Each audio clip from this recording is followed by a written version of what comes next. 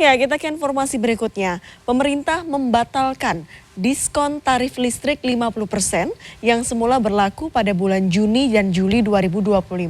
Anggaran tersebut akan beralih menjadi bantuan subsidi upah sebesar Rp600.000 bagi 17,3 juta buruh dengan gaji di bawah 3,5 juta rupiah per bulan. Ya, meski membawa angin segar bagi para pekerja, ekonom justru menilai bahwa kebijakan ini tidak akan mendongkrak daya beli dan berdampak minim bagi pemulihan ekonomi nasional. Kita simak ulasannya dalam In-Depth Redaksi Pagi.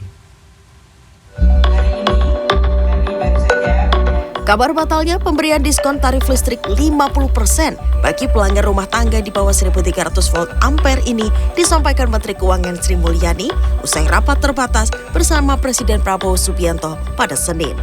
Menurut Sri Mulyani, pembatalan itu semata karena anggaran negara sudah tidak memungkinkan. Anggaran bulan Juni sampai Juli sudah dialihkan menjadi bantuan subsidi upah atau BSU dan sudah masuk ke dalam 5 paket stimulus ekonomi pemerintah. Nantinya pemerintah akan memberikan BSU sebesar Rp600.000 kepada 17,3 juta buruh dengan gaji di bawah 3,5 juta rupiah per bulan atau setara dengan UMP kabupaten dan kota.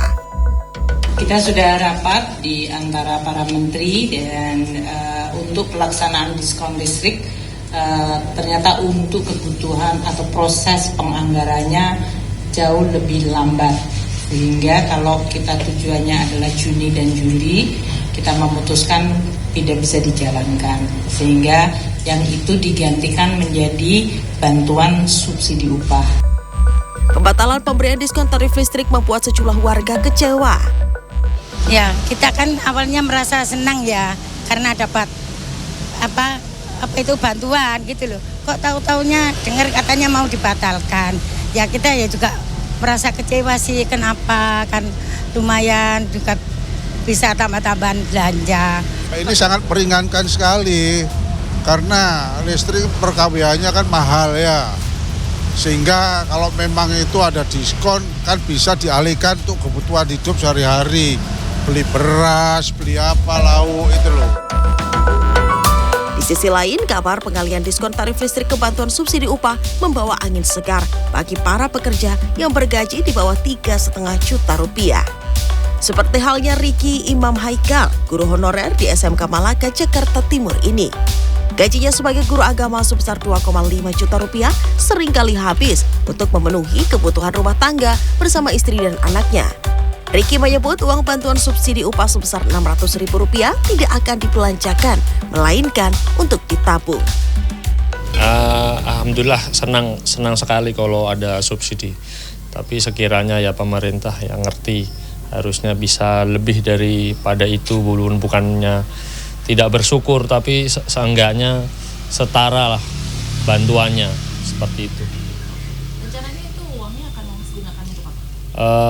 Uang itu rencana saya untuk ditabung ketika nanti ada pengeluaran darurat, jadi bisa dikeluarkan ketika pas ada waktunya.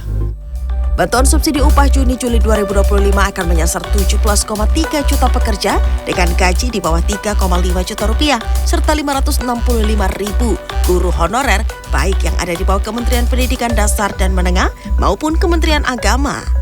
Lebih rendah dari pernyataan sebelumnya yang akan diberikan kepada 3,4 juta guru honorer. Namun Direktur Eksekutif Selios Bima Yudhistira menyebut stimulus yang diberikan pemerintah ini tergolong kecil nilainya dan data penerimanya tidak akurat sehingga akan minim mendongkrak daya beli maupun pemulihan bagi ekonomi di semester 2 2025. Sebelumnya pada waktu COVID-19 600.000 per bulan. Ini kan angkanya sudah kecil. Yang jadi isu adalah ini pekerja formal, datanya pakai BPJS Ketenagakerjaan. Lalu yang pekerja informal, outsourcing, pasti nggak dapat subsidi upah. Dan pemerintah seolah tutup mata untuk mencari data pekerja di sektor informal. Itu yang menjadi persoalan. Sehingga begitu pemerintah seolah berbaik hati untuk menggelontorkan stimulus agar daya beli masyarakat itu pasca lebaran itu bisa lebih meningkat lagi. Tapi di sisi yang lain karena data nggak ada dan datanya juga nggak dicari secara serius, sehingga banyak pekerja yang menjadi korban diskriminasi bantuan sosial. Bantuan subsidi upah untuk pekerja dan guru honorer ini berasal dari APBN 2025 sebesar 10,72 triliun rupiah. Tim Liputan CNN Indonesia.